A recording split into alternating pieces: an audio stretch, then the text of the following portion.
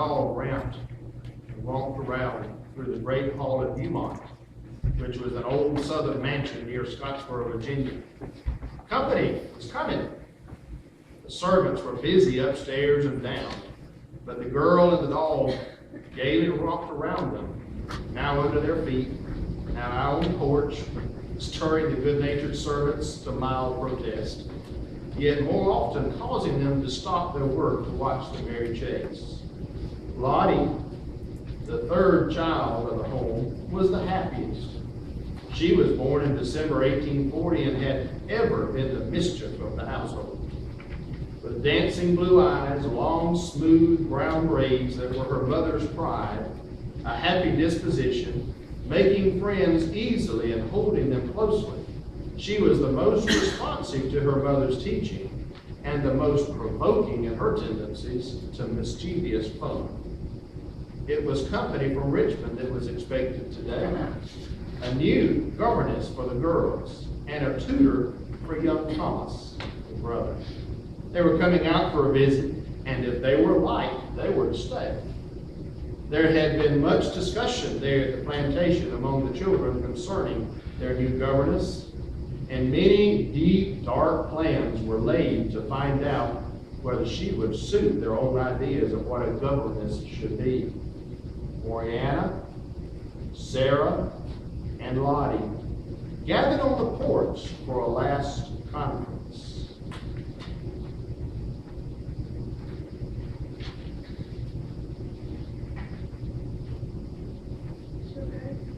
She'll go to church with us, of course. We will find out whether she is too practical. And I'll take her down to see the puppies. And we'll find out whether she just hates puppies like the last governess did. So what do you think she'll do like Lottie? Well, all I ask is she does not ask me about verbs. The Sabbath was strictly observed at Beaumont. Miss Moon allowed no work to be done on that day, which could possibly have been done on Saturday. All the Sunday baking was done on Saturday, all the house cleaning and preparation for Sunday guests. One Sunday, Lottie persuaded her mother that she should not go to church because she didn't feel well. So she was left at home when Miss Moon and the others went off in the carriages. Their dad had died earlier in an accident. On returning home, they found a steaming hot dinner on the table. In amazement, Miss Moon swept into the kitchen to find 12-year-old Lottie calmly putting finishing touches upon an elaborate dinner she had cooked. Her mother, anxious to impress the truth of religion upon young Lottie's mind, offered her little encouragement for more cooking on the Sabbath. Lottie was not religiously inclined. She took more readily to the reading of the classics than she did to the study of Bible passages. When Lottie was 14, her governess reached the end of her possibilities with the brilliant girl, and plans were made to send Lottie away to school, to Virginia Female Seminary in the western part of the state. Her grades showed that she did work of the finest type, except that in deportment she consistently ranked as very deficient, no doubt to the despair of any teacher. Strict rules meant nothing to the irresponsible spirit of Lottie Moon. There were many things girls just did not do in that day, which largely are not thought inappropriate for girls today. Insofar as she dared to do them, Lottie Moon blazed the way for more freedom of action for girls. In 1857, a new school, Albemarle Female Institute, opened in Charlottesville, that it might enjoy the atmosphere and share the scholarly teachings of the University of Virginia. Lottie Moon entered college courses at this school, bringing her splendid grades and asking to specialize in modern languages. She was a dominant personality from the first, you could imagine. She was the leader in scholarship. She was the leader in all the pranks, the frolics, and the good times as well. She was the mainspring of the escapades. Her courage led into daring exploits against authority, to which girls of even that time aspired. Hello, you're a new student, aren't you? My name's Lottie Moon. Yes, I'm Amelia Nichols. I only got here yesterday. Tell me, do you know where the Methodist church is? The Methodist Church? You can't go to the Methodist Church.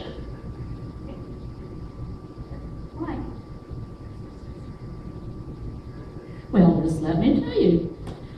Our college president is a Baptist.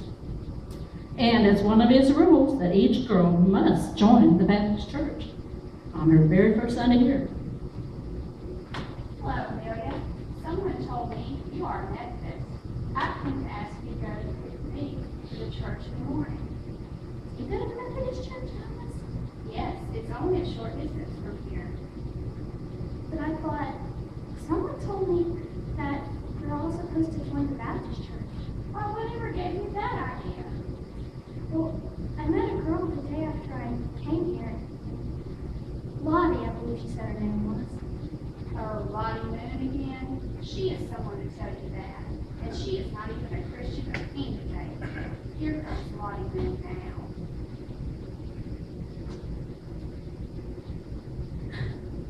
Yes, ma'am, that's what my mama calls me. Lottie V. Moon. What does the D stand for, Lottie? Well, devil, of course. Too well, I'm afraid. I've been asked Amelia to go to the Methodist church with me tomorrow. Would you not go with us? No, thank you, I'm really not interested.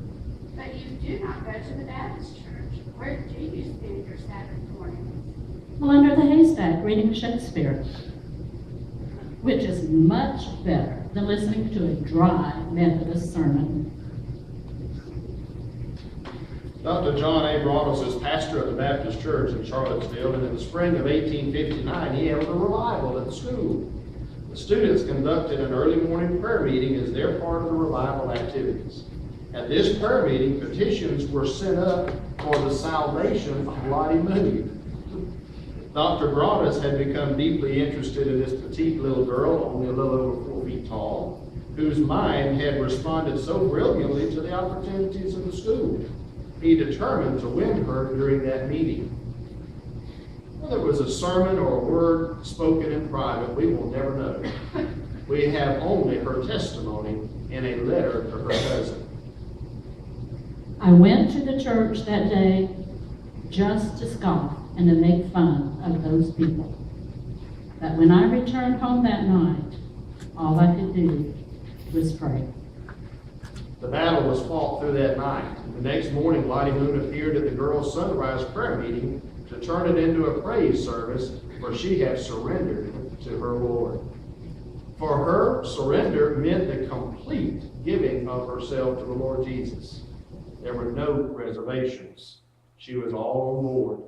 The beauty of her mind shone brilliantly. The glow in her face was more alluring than the charm of her personality.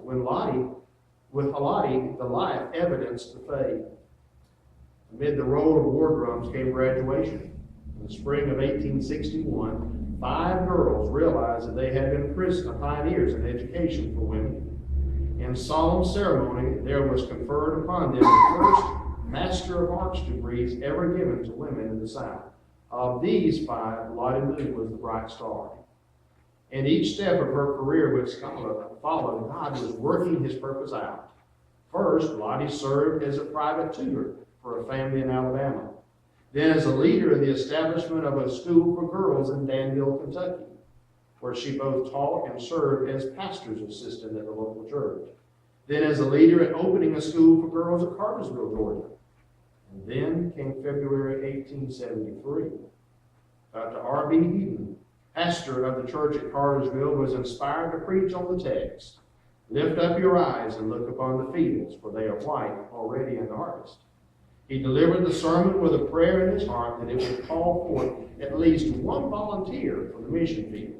At the close of the sermon, Miss Moon walked down the aisle to say to Dr. Heaton, I have long known that God wanted me to go to China.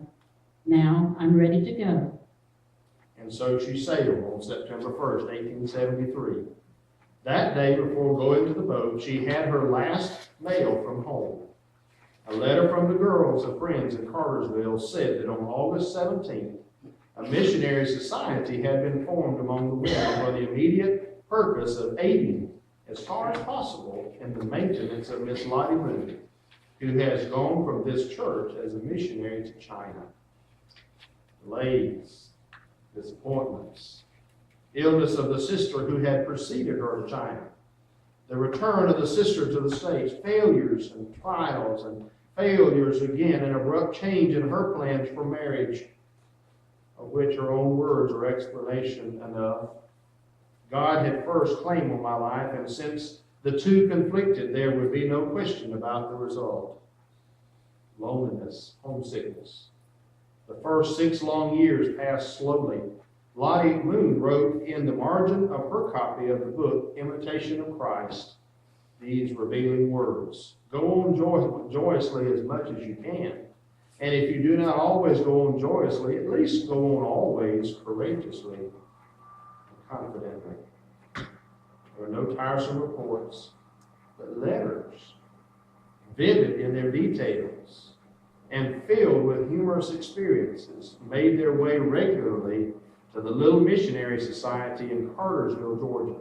Always these letters were brought to the meeting of the society and read there, hundreds of them that she wrote throughout the years. Ladies, I know you are eager to hear the last letter we received from Miss Moon. Mrs. Atkinson will read it to us now.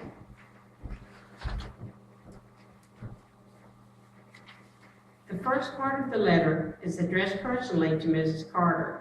She writes of the insatiable curiosity of the Chinese women and goes on to say, "If only a machine could be invented to grind out answers. It must be admitted that patience less than angelic must grow weary at the endless round of questions. Where do you live?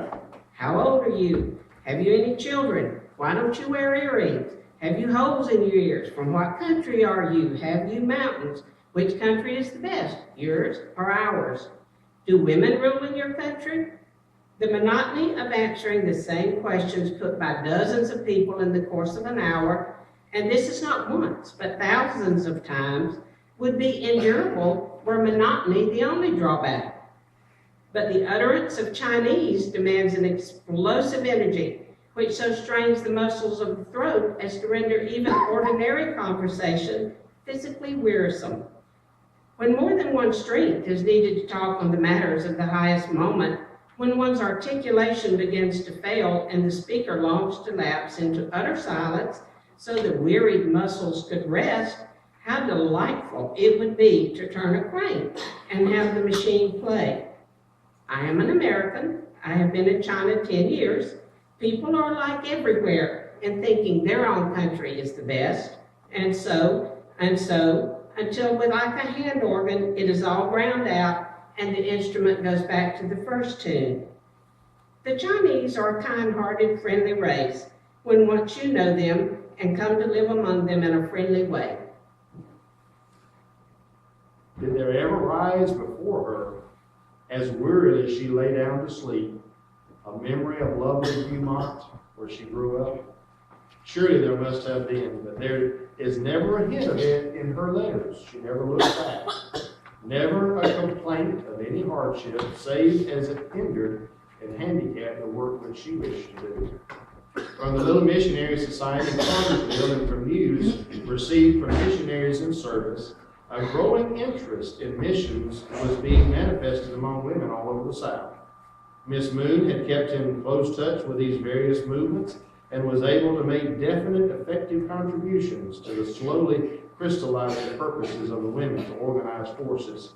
In the Foreign Missionary Journal of 1887, she wrote this: "I am convinced that one of the chief reasons our Southern Baptist women do so little is lack of organization." She suggested that Baptist women should institute a week of prayer and offering, not only for the Foreign Mission Board and its work, but also for both boards of the convention. She suggested that the week before Christmas be set apart for this purpose and wrote, "Need it be said why the week before Christmas is chosen? Is not the festive season when families and friends exchange gifts?" I'm sorry, I tried to quote Miss Ladie, and I didn't quote her very well, Miss Ladie. Need it be said why the week before Christmas is chosen? It is not the festive season when, Is not the festive season, when families and friends exchange gifts in memory of the gift laid on the altar of the world for the redemption of human race, the most appropriate time to consecrate a portion of both abounding riches and scant poverty, to send forth the good tidings of great joy unto all the earth? How many are there among our women, alas, who imagine because Jesus paid it all, they need pay nothing, forgetting that the prime object of their salvation was that they should follow in the footsteps of Jesus Christ in bringing back a lost world to God, and so aid in bringing the answer to the petition of our Lord taught his disciples, Thy kingdom come. These stirring words were commented in front of all the Baptist papers, and the discussion began to draw some definite conclusion. In May 1888, the Southern Baptist Convention met in Richmond, Virginia. There the women organized. Miss Annie Armstrong was elected corresponding secretary of Women's Missionary Union, and an office was established in Baltimore. To Dr. Tupper at the Foreign Mission Board, there came a plaintive, urgent appeal from Miss Moon. I should be most heartily glad for two women of the Pingtu region. No one who has not seen can imagine the wide field open there for women's work. I would I had 1,000 lives that I might give them to the women of China. I am very desirous to go home for a long overdue furlough next year. I think my health requires it. Still, I am unwilling to go until Pingtu is provided for. When once that is done, I can go home happy and with a clear conscience. But I cannot leave these eager people without certainty that there will be someone to carry on the work. The words of this appeal haunted Annie Armstrong, who wrote asking Dr. Tupper if he thought it would be possible for the women of the South to raise the amount necessary to send relief to Miss Moon on a special Christmas offering. Dr. Tupper's reply was a challenge. 2 words, try it. Then came the questions. Do we spend $100 for literature? Would the reckless expenditure of postage be justified by the results? Who will write the letters? Do the women have the money to give? But the women heard of the need, the women saved and sacrificed, and many others gave that first Christmas offering, and it was sent to China, enough for 2 missionaries and more. So the work grew. In joy and pain, in times of eager, stressful labor, and times of quiet peace. One evening in the spring of the year, she had been teaching at Wushiluku all day. The women had thronged the little room where she sat on the bed teaching scripture and songs to the eager listeners. Lost in the fascination of leading souls to an understanding of the plan of salvation, she had forgotten all save the supreme joy of telling his story to these people, her people, who would never have known of him except she had gone to tell them. Dark had come, the crowd had scattered. Only a few women who had come to be friends in her many trips to this village lingered to minister to her with gifts of food and eager offers of service for her comfort. Their kindness filled her cups overflowing.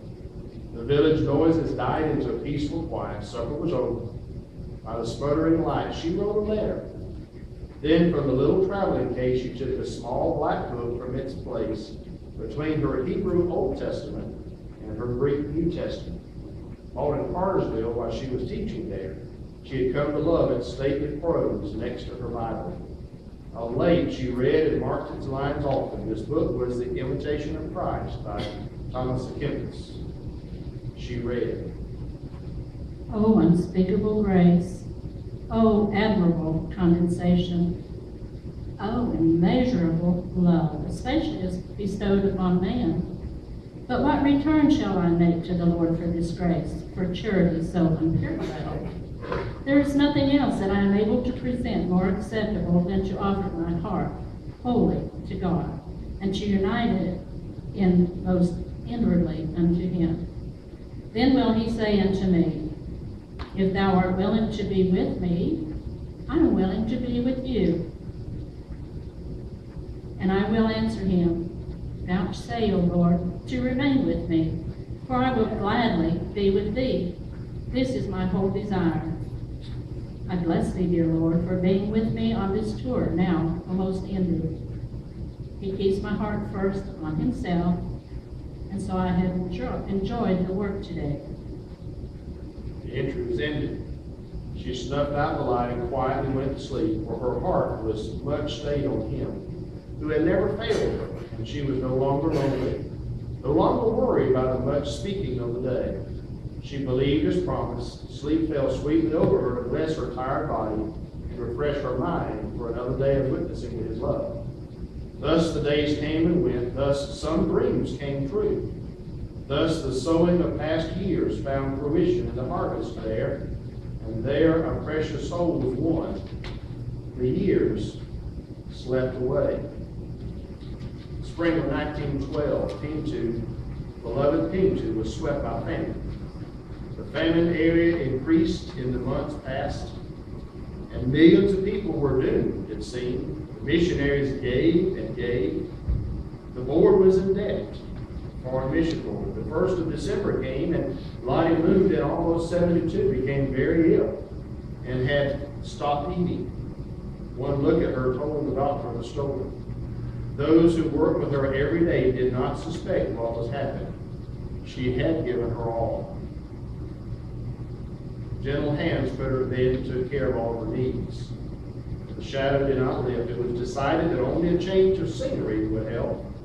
The homeland would do for her what all their love and care could not do. So on the 20th of December, 1912, she and a missionary nurse sailed from Shanghai on a steamer bound for San Francisco. One morning as the ship rode gently at anchor in Kobe, Japan, the nurse noticed that Miss Moon had for a long while lain very quietly. Then she stirred and seemed to be looking for someone. Her lips moved, and as the nurse bent to catch a whisper, she heard a Chinese name. The frail, thin hands were clasped together in the Chinese fashion of greeting, and then gently unclasped. It was thus, with a Chinese hand clasp, a smile of greeting, and a whisper of a friend's name, that Lottie Moon went home to heaven. Lottie Moon is Virginia's gifted daughter, Southern Baptist's gifted daughter. This year, we celebrate 100 years of her going to heaven. A lot of people wonder and even ask, who is this Lottie Moon that we give for and hear about every Christmas? Someone even said that we paid her off yet. We're not paying her off. We're just following her example. Our Lord and Savior.